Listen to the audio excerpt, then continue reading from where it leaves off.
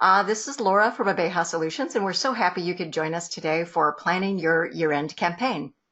What we're going to focus on today really is donor communications. So what would be the email, direct mail, we may even touch on some social, that you need to do to set yourself up for success for year-end fundraising.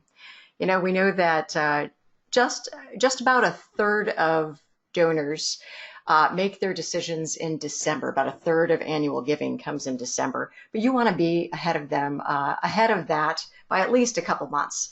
So joining us here today to do our webinar is Brianna Klink. She's the Chief Operating Officer here at Abeja Solutions, and she's got a background in organizational development. And I know that she keeps me organized, so I hope that she'll help you get on track with your year-end giving campaign. Brianna, take it away. Thank you, Laura. All right, so just some housekeeping items. We're going to be muting all of the attendees on our side, but if, let's be doubly sure if you can mute your phones on your sides, that would be great. And then if you haven't already,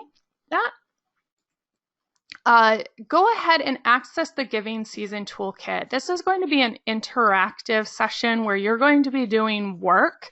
You won't be sitting back and just listening to me talk. I want you to walk away with at least a good start on your year-end planning. So with that, the other thing that I would love to see in the chat is one thing that you want to learn today, why you took time out of your busy life and work to come here. So we'll try to keep track of those and hopefully address those issues as we go.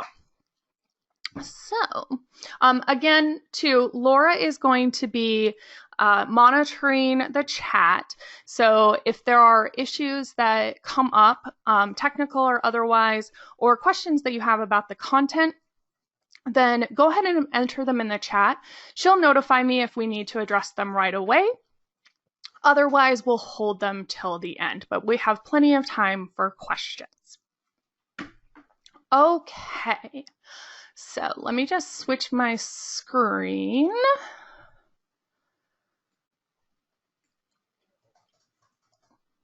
Perfect. So if you haven't already, go ahead and go to this URL. It's abejasolutions.com/giving-season-toolkit. I'm going to enter that into the chat too. If I can find my chat window. There we go.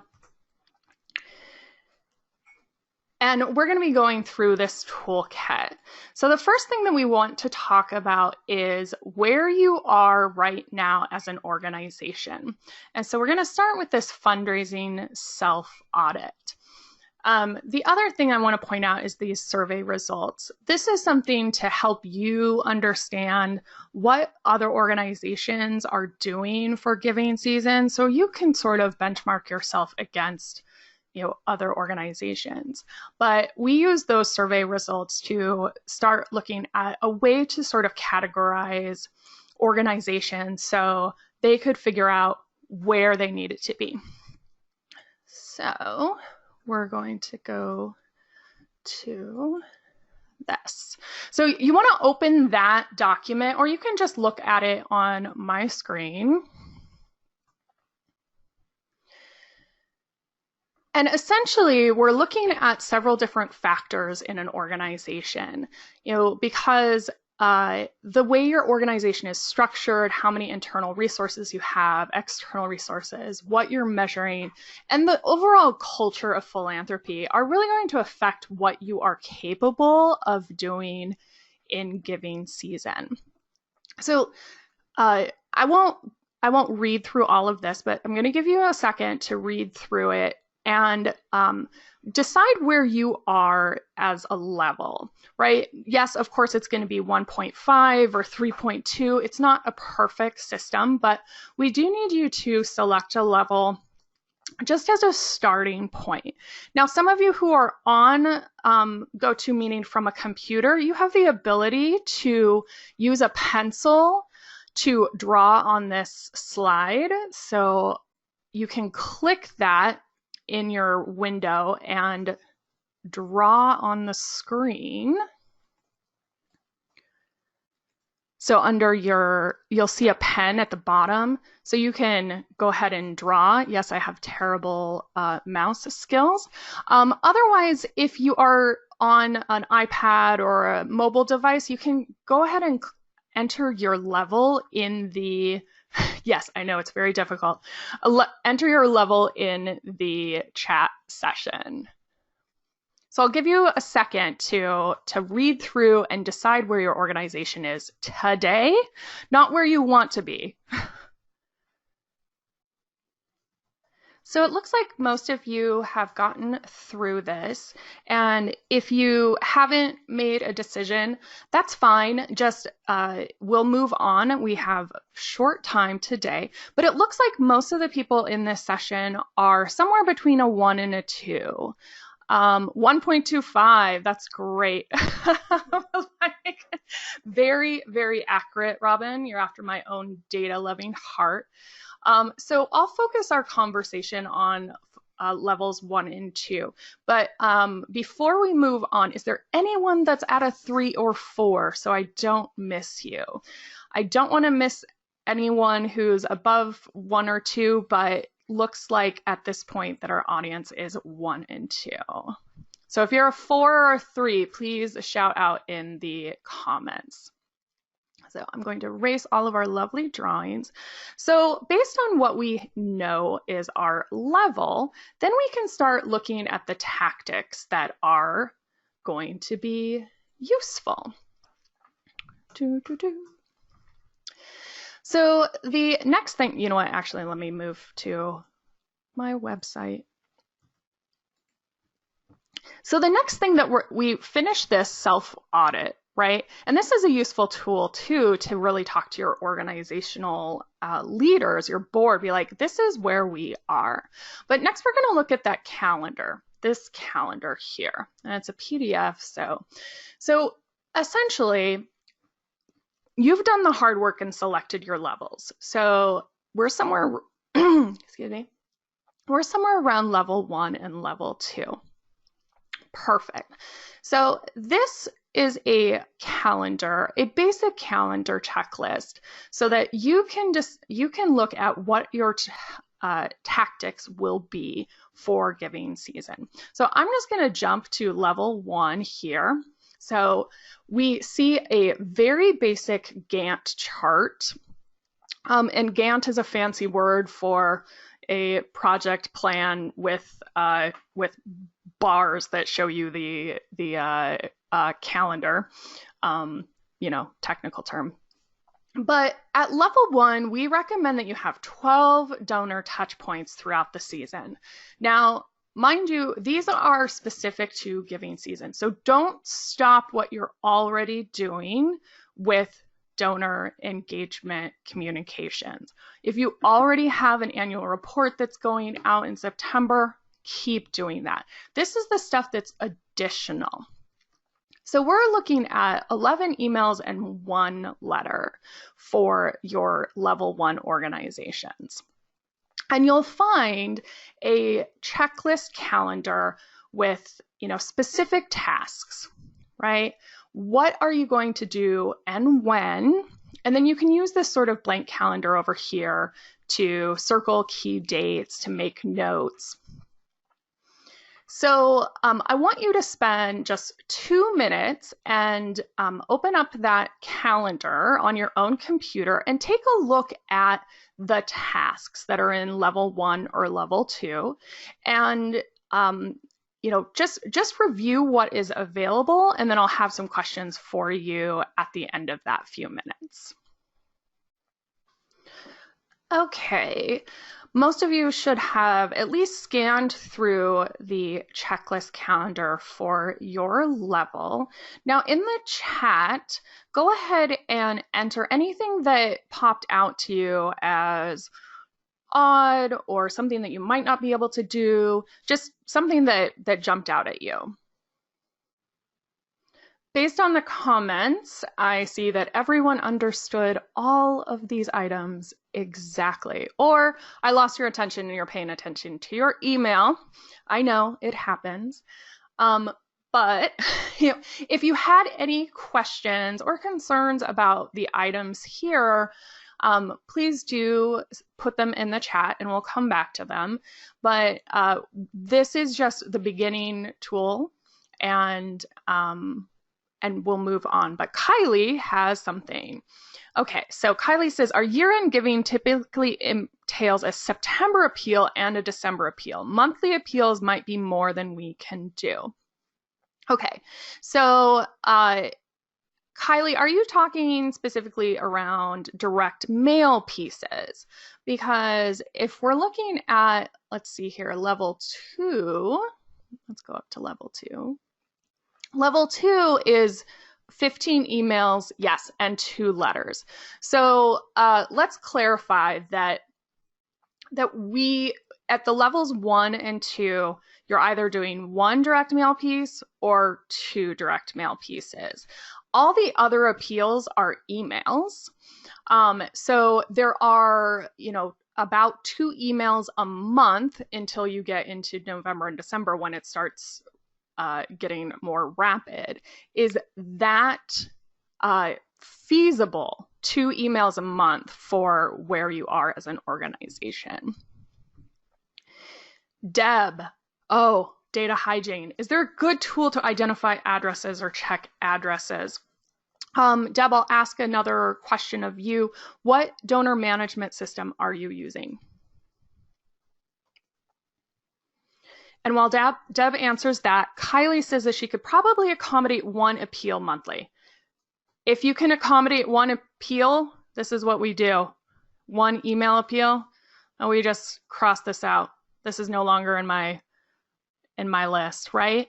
This calendar is a suggestion, and it can only get you 80% of the way there. But you know your organization and what you are capable of.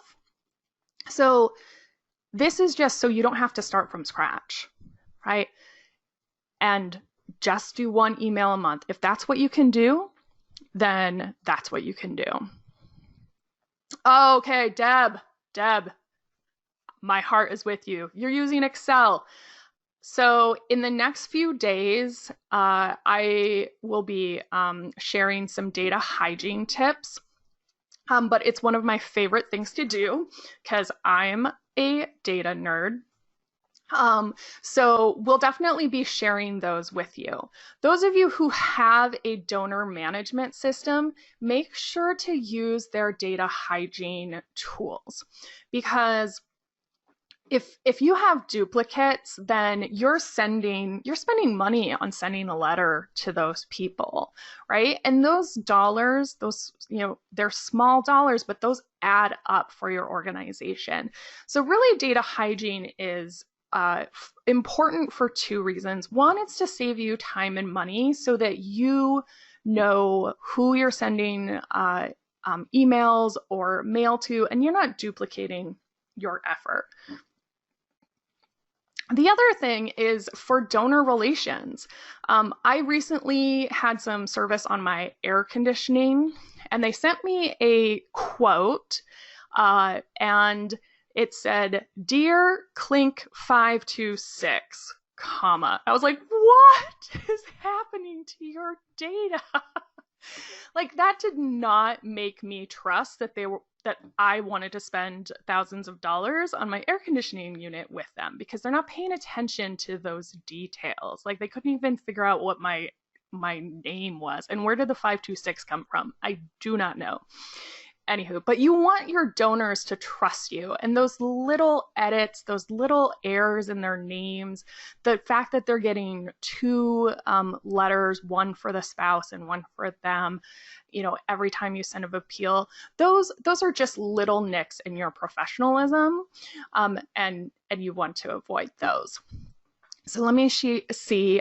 So Deb, I'm going to chat with you. I'm going to definitely have some tools out to you for data hygiene.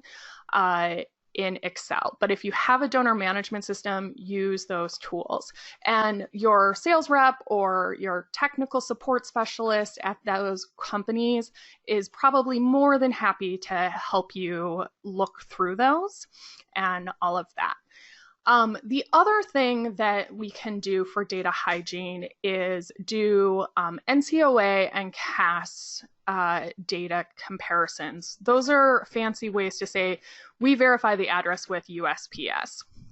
So ABECA can help you with that process, and it's usually fairly cheap. You know, we're talking $50 to $100, $200. And then you can verify that you have good addresses. Excellent. Excellent. All right. So hopefully we got most of the questions covered on this piece. But one thing that's really missing in this calendar is due dates. And, you know, how are you going to keep track? This works really well on your cubicle wall to just make sure that you're checking off the things that you need to do. But the next tool that we have is related to actually getting things done, right? Because if you don't have a plan, I know some of you were at Sandy Reese's inspired fundraising retreat, and I don't know the exact quote, but if you don't have a plan, you don't have anything, right? So we have a project plan. So you can put real dates and add tasks that you might need, or delete tasks like that second email for Kylie. So back to the Giving Season Toolkit, you want to click this project plan and Gantt chart. It is a Google spreadsheet, so you may have to log in with a Google account. It depends on your browser. But the first thing you want to do is click File and make a copy. Oops. I had my screen shared paused. Sorry about that. Okay, here we are again. I'll go backwards. So back to the toolkit, you want to click on your project plan, Gantt chart, and then you'll come to this Google Sheet. So first thing, File, make a copy, right? We allow you to access this, but we don't want everyone to be messing around in everyone's business. So you want to make this for you and save it to whatever Google Drive thing you have. And if you don't have a Google Drive account, go ahead and make one. You might want to do that a little later today, but it's free and quite easy to do.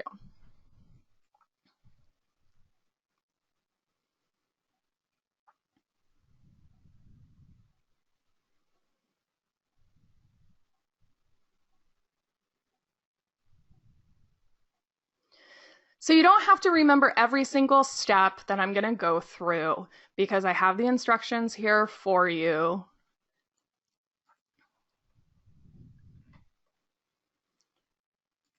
So on the second tab, we're going to go to the project plan.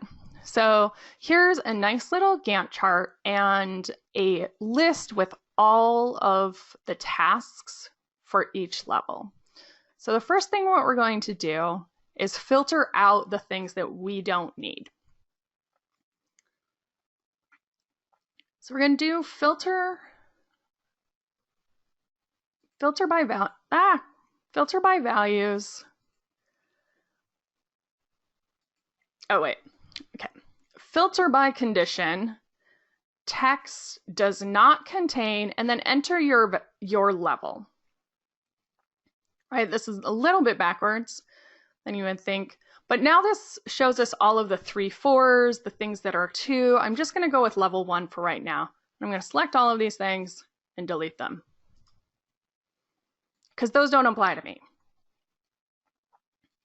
And then go back to my level and clear my filter. Ta-da! So now we have an actual task list, right? And this is where you can put the rubber meets the road. I'm going to make sure that I have all my story ideas done by the 15th of September. You can change these start dates. Look at your internal calendar. What are you capable of doing? Are there dates that you definitely want to have an email out, right? You can change this Gantt chart project plan to really suit your needs. And the other thing that it will do is show you what you're behind on, right? The last time I used this, it was in August. So, it's September. Ay. So I know that this isn't going to get started until tomorrow. So I can push this out. Oops.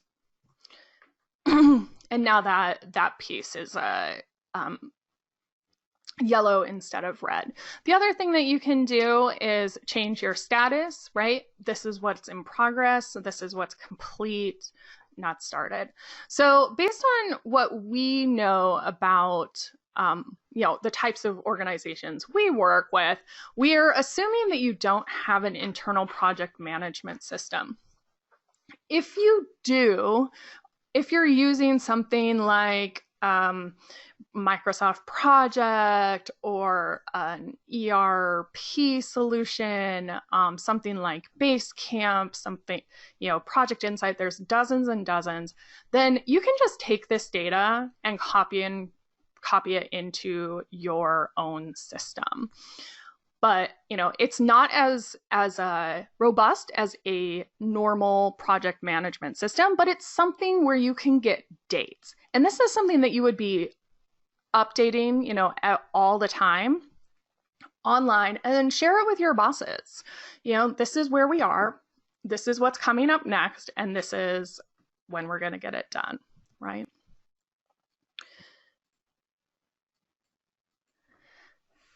So I went through the project plan very, very quickly. Does anyone have any questions before I move on? So it looks like we don't have any questions, but as things come up, you're not playing with this right now. Like maybe you're poking around on your computer, but you're not spending a ton of time in it. So, as you go back to your day job and are really poking around, updating this, do reach out, do email us. Laura or myself are happy to answer any questions. Our goal is to make giving season a little bit less stressful for you.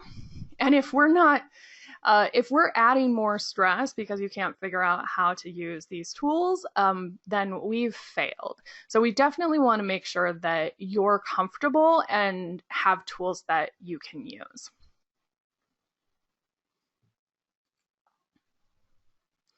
Okay, now I'm going to ask a question, and I do know the answer to it, but you must answer in the chat box. Yeah, here's the question. Does your organization have all the resources it needs to complete its mission?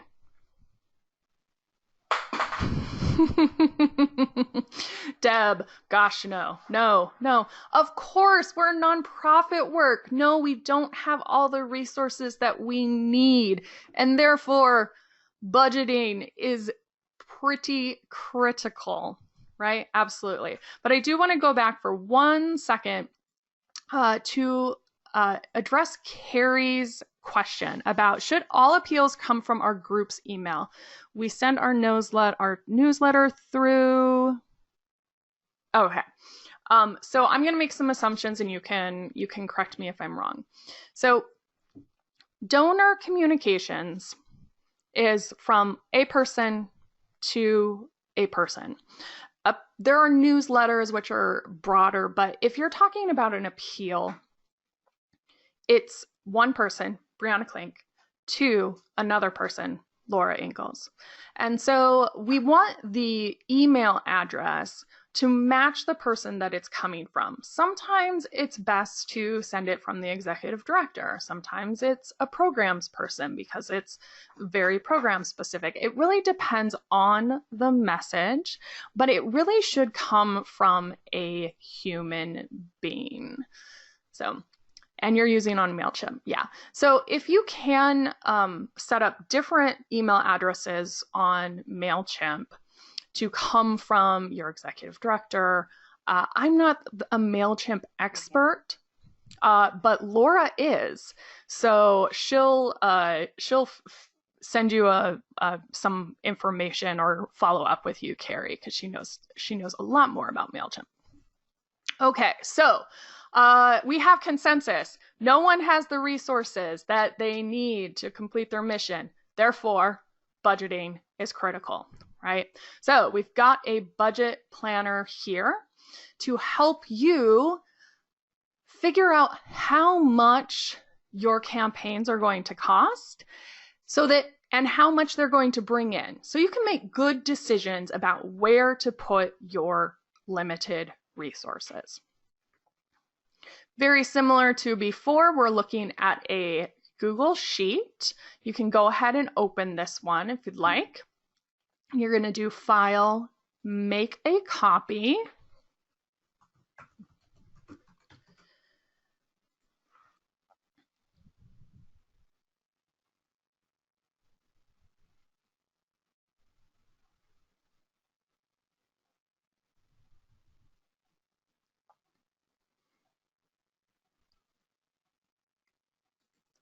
And like before, we're going to get rid of the stuff that doesn't apply to us.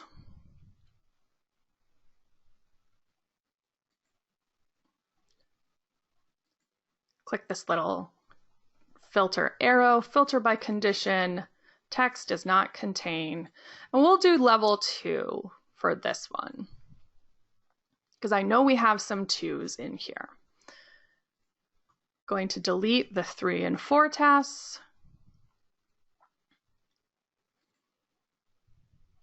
And remove the condition. Okay, great. So we have all of our appeals and some stuff at the top that I'll explain. So this is basic nonprofit 101 stuff, right? In order to understand your fundraising and what you're capable of raising, you need to know what your average gift amount is. In general, broadly speaking, if you look at all nonprofit gift giving, the average gift is between $35 and $50. So let's be hopeful and optimistic and say our average gift is $50. And the average response rate for direct mail, same thing, looking at all nonprofits, is 5.1%. Same thing with email, 0.06 response rate. Now, by response, we mean not that they clicked it, that they gave a gift. Gave a gift because of that item. Now, hopefully you have tracked your response rates based on your emails and direct mail appeals, and you can change these. So we do have one client that has a really great response rate for direct mail. So they're looking at about 8%, and their email is actually really poorly performing. So they get 0.01%. It performs poorly from a fundraising perspective. It's still an important tactic for keeping donor communications alive, for connecting with your donors, right? So the first thing you want to do is change these variables based on what your organization is experiencing. And if you don't have this information, then just stick with the, averages and start tracking that information. Let's find out on the chat who has this information right now and who will need to do some more digging in order to get these pieces, the average gift amount, the response rate, and for email and direct mail. I just want to know where you guys are at. Judy, congratulations on starting your data endeavor. You don't have it now, but you will be really, really happy with the CRM.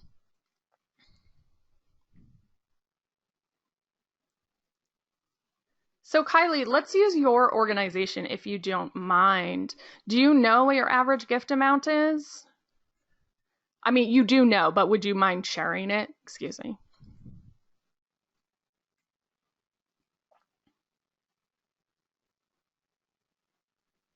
Whoa! Wow. Okay.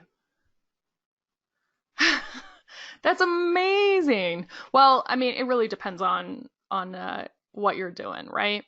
So average gift amount is 283. So let's use a real live example. She doesn't know her response rates. That's fine.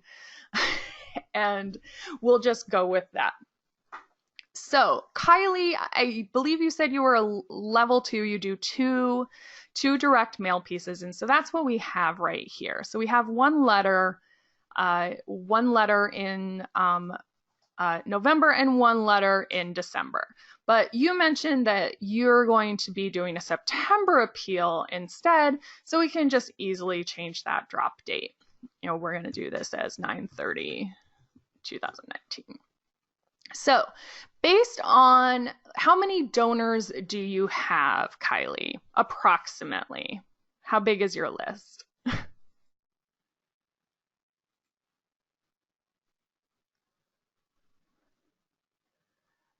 450. Okay, so we can see that the list is 450, and I can change these variables right here, right? Sometimes, so one thing I'll point out, sometimes people have more email addresses than they do mailing addresses.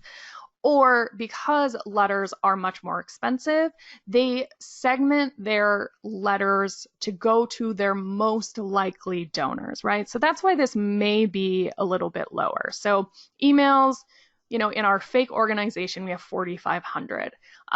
But for our letters, we have 2,500. With 450 donors, I wouldn't recommend segmenting them out because you don't really have the volume to do that. So I changed that expected list size, and the spreadsheet does all of the calculations for you. So we know that they're going to expect to gross $20,000. So that's awesome. But what we don't know are the expected expenses, right? So expenses, you're going to have to figure those out. Emails might be $0, or you might be paying for a photographer to go get, you know, a picture of a client. Those, you know, those expenses for email, you know, pay attention to those. But let's say that Kylie's organization has very cheap emails. They do all of the stuff together. And let's look at their letters. So for 450 people, they're probably doing that letter in-house. So envelopes, paper, all that sort of stuff. Let's say $2 per person.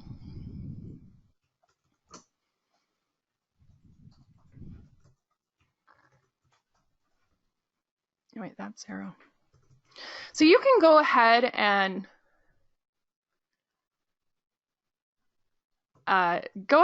change these variables, right? What does it cost you to send an email? What does it cost you to oh wait, you know what?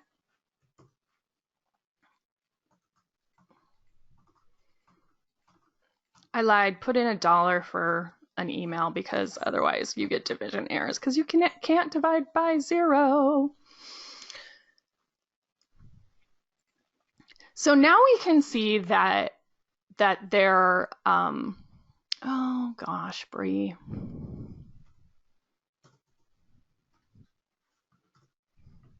There we go.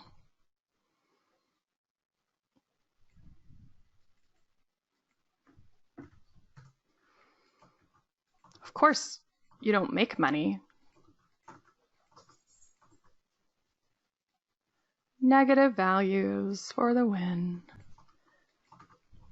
So we can see that Kylie's organization, based just on forecasts, right, that they're going to gross $20,000 based on what we know right now. They're going to pay $2,700 in expenses for their mailings, and they're going to net $17,000. Who wants to net $17,000 in giving season?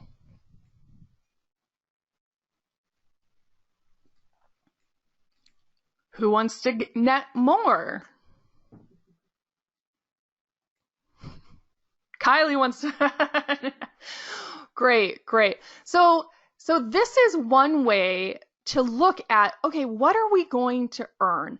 And if you look at this net and you say, oh, 17,000, we need 80, then you know you probably need to do a little bit more, right? And is that even feasible? This is another tool that you can use with that board member that says, oh, we need to, double our revenue, and say, well, look, our average gift is this. In order to do that amount of revenue, we would have to have, much higher expenses. Are you willing to do that? So this is a good tool to have those conversations, because you can really see what's your net and what's your expected ROI, right?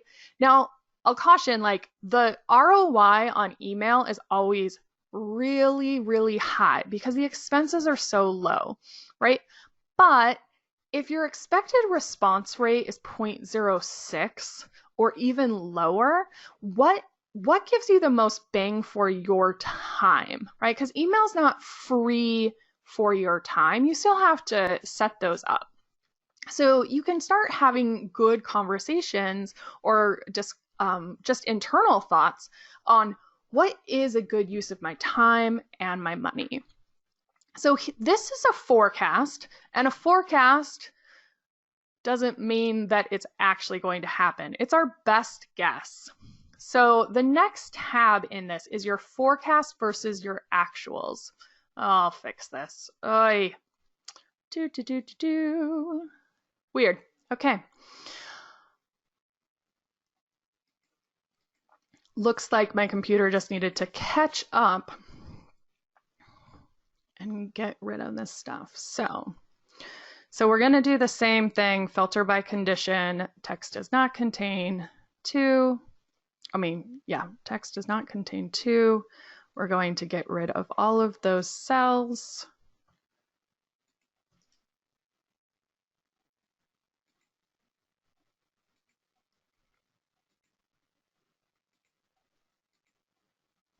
Okay, so now we see that the information from our forecast is copied over to what we're seeing in our forecast versus actuals, right?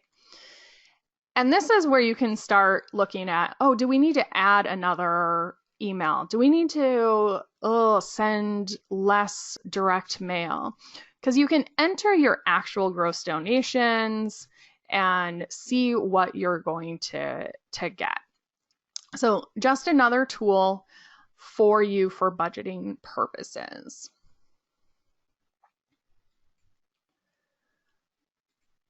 Okay, so any questions on the budgeting tool? Is it helpful? Is that going to be a helpful tool for you to look at what you're going to earn or what you expect to earn?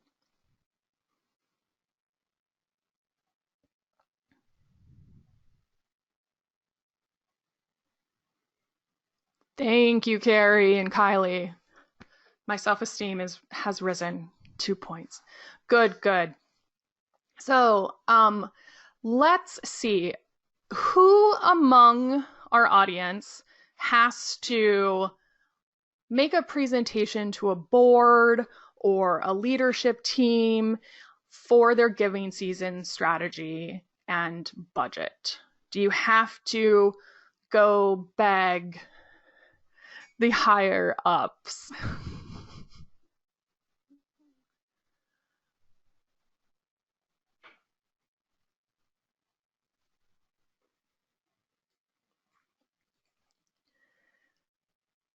Some of you this may not be relevant to all of you who are at smaller organizations, but there are many of us that do have to ask for every single dollar every single time. And that's where this leadership pitch deck comes in. So, Judy, that's great. Yeah, they're on board with it, but I want to pitch it effectively. Yes, absolutely, right? We do need to make a case. Oh gosh, Carrie. Carrie says they think event fundraising is the best way to make money. Oh, we'll have chats. We'll have chats. Yeah. Carrie, did you go to the Inspired Fundraising Retreat, or have you heard of Sandy Reese? So here's a basic deck. It's in Google Slides, but you can, move it to PowerPoint if you need to. Oh, good. Carrie knows. Carrie knows. So if you guys haven't seen Sandy's seminar, one signature event, because you'll go crazy running events if that's all you're doing.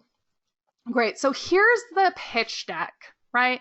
And we've added this, this is the audit. So you can just go ahead and, of course, file, make a copy.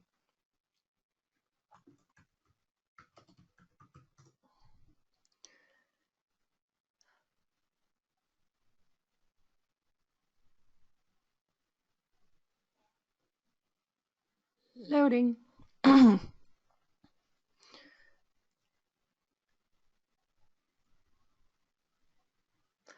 So you make this copy, and this is that fundraising audit level, right? So you can be fun, be like, we're level 1.25. I can't remember who said that earlier, but it's not an and or thing. And what you can do is delete these stars to show your organization where you are. Right? Like we're here, we're here, we're here, we're here. And so we're level 1 over here, but we're a level 2 over here. So we just basically thought it was a 1.25. Great. So you can have that conversation with your leadership team.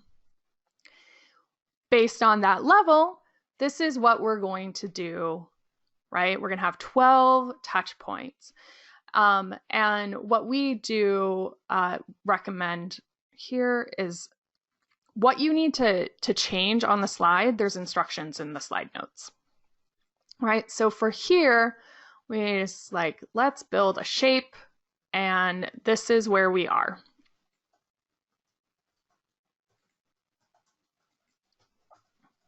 And you can adjust that as necessary, right, to make it pretty. Here's the timeline, right? You can refer to your Ultimate Giving Season calendar and make sure that they know what specific tactics you're going to do. You can highlight some of the bigger ones. And then this is what everyone really wants to know. So you look at your budget and you enter the figures that are in that budget. Essentially, you're putting your expenses, your number of donors versus and your average gift, and what your gross is. And that's where you'll focus in on that budget, right? You can get all of those numbers from this planner. Expected gross, what our expenses are, your net, how many donors, the average gift amount, all of that. Where did I go? Demo deck. And then on the actuals versus forecast, if you're in the middle of giving season, it's already started and you want to ask for more money or make some changes, this is going to be helpful. What you do is take your budget spreadsheet and we have it linked to a chart. So you want to open that source and change those items here, and it'll update your deck. And then, of course, everyone wants questions. So this is a framework deck that you can use with your organizational leadership to have those conversations.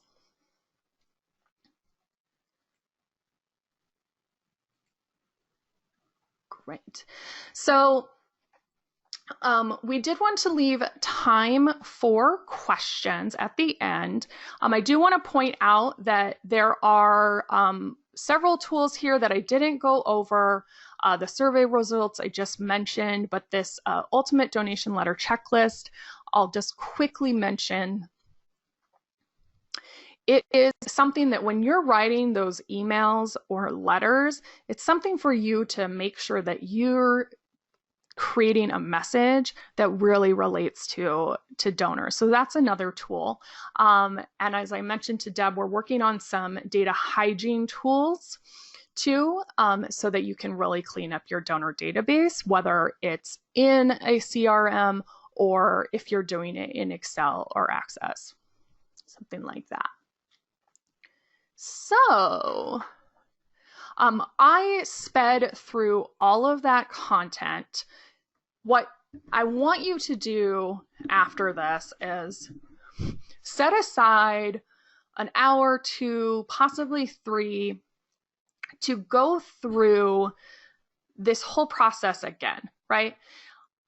Look at your audit and really decide, like, is that where we want to be?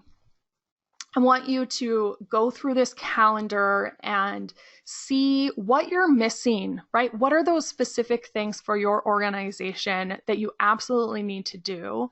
And what are those things that your organization would absolutely not do, right? And just cross those things off, or, scribble them in. Same thing with your project plan, right? If there's not a plan and some due dates and some accountability, will you actually get it done? And I'd encourage you to share that project plan with your boss or even another coworker, your spouse, someone that can help you keep accountable for that project plan. Because if there's not a date, I do this too, everyone does it. There's not a date and there's not accountability, then it just gets pushed back to the end of the line. Yes. Okay. So that's your to-do after this, so you can have a super successful giving season. And now let's open it up for questions about the content that we just covered, or just general fundraising questions. We're happy to ask.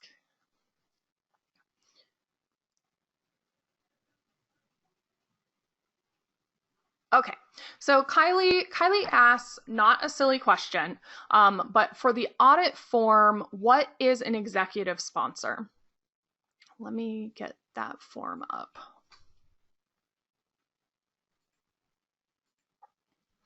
Okay. So an executive sponsor is someone that is really driving fundraising, right? So there might be a fundraising chair of the board who is responsible for and also like helping you get fundraising support. A lot of times smaller organizations, fundraising is the last thing on their to-do list because they're too busy. This is not a judgment. It is just the way things are. They're just too busy, doing mission stuff, doing the hard work. If you're making sandwiches for a homeless shelter and you've got a 4 or 5 person all volunteer board, it's very difficult to really focus on fundraising. So an executive sponsor is really that one person who is responsible for and driving fundraising so that you have the support to do your role.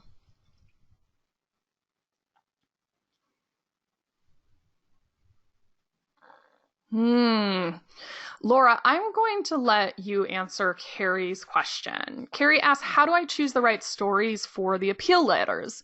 We base it on best pictures, but that is not always the best story. That's an interesting question. What's more important, an emotional story or an emotional photo? You shouldn't have to choose. You need to find in a perfect world, you have both. For me, the story is more important. And I know it's the right story if I start getting really teary. And I'm not a particular teary person. And often those stories have a larger theme to them, one central theme. And those are things like unconditional love, dignity, redemption, those kinds of stories that are very clear. The best photos and the best stories have something in common. They're about one person. Or they can be written so they're about one person. It's very hard for us to understand a family of 8 people. If you have a story like that, that's a great story. It makes you feel one of those larger emotions. I would look for a way to pull one person out of that family to focus most of the details on. And we're going to pull up, we've got our blog, we've actually got a storytelling treasure map that talks about how to structure those stories. But for my money, I don't want to have to choose between a great photo or a great story, but I would rather have a great story. Mm-hmm. Because I think that people will forgive a picture that's not perfect. Yeah. Yeah. And sometimes grainier, quote unquote, uglier photos perform better. So if you can see the emotion, it needs to have some sort of emotion in it. But if it's a little grainy, try it if it's a great story. So I shared the link to the storytelling treasure map in the chat. Do we have any other questions?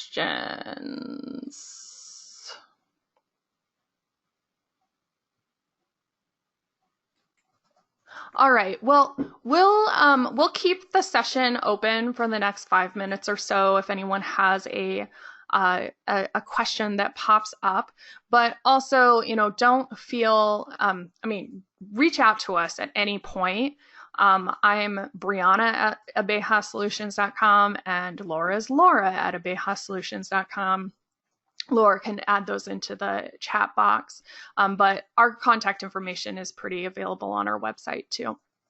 But we're happy to answer questions, and whether it's a very specific tactical thing, if it's a technical issue you're having with the giving season toolkit, or you just have some general fundraising, need some advice, we're happy to help.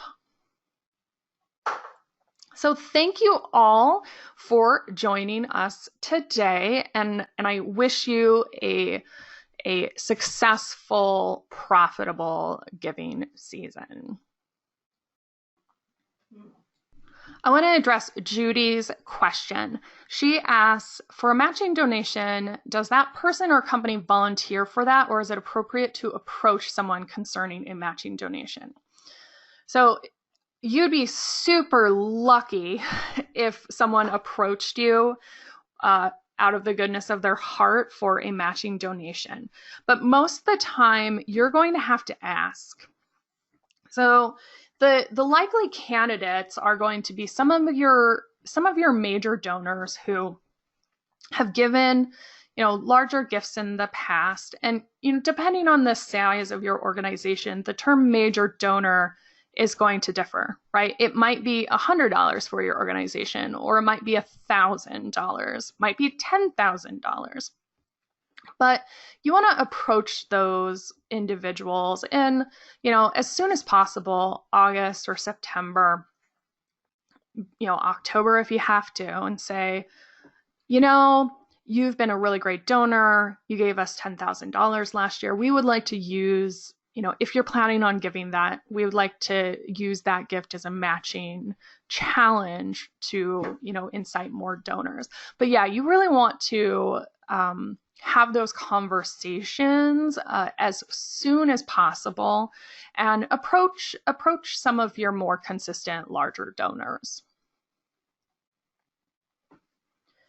We have another question about Giving Tuesday. Is Giving Tuesday different for different states? So Giving Tuesday is always the Tuesday after Thanksgiving. Excuse me.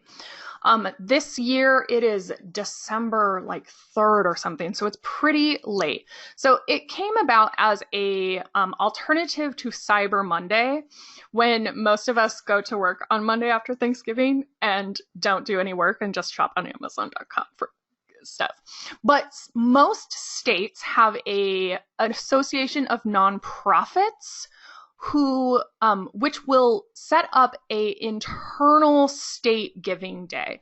So I believe in Arizona, where we are, there's a Arizona Giving Day in April. And some other states might have them in September or November. So those sometimes get confused with Giving Tuesday, but Giving Tuesday is always after Thanksgiving, the Tuesday after Thanksgiving. Great question, though. Okay, it looks like we don't have any more questions. So I'm going to close the session. Again, do reach out to us. No question is too small. We're happy to, either answer it directly or send you to the right resource. And thank you again for joining us, and have a profitable and successful giving season. Thank you so much for all the work that you guys do. Thanks.